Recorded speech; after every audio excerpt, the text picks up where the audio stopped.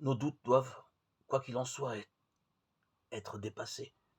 Il est nécessaire pour cela d'écouter la parole de Dieu et de comprendre ce qu'elle nous enseigne. Un chemin important qui aide beaucoup en cela est celui de lire l'Évangile.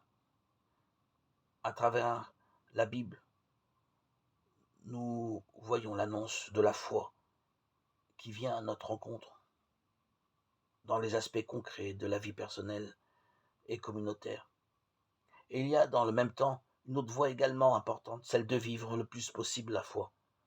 Ne faisons pas de la foi une théorie abstraite où les doutes se multiplient. Faisons plutôt de la foi notre vie.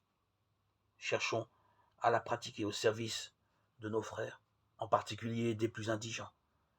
Alors, tant de doutes s'évanouissent, car nous sentons la présence de Dieu et la vérité de l'Évangile dans l'amour qui, sans notre mérite, demeure en nous et que nous partageons avec les autres.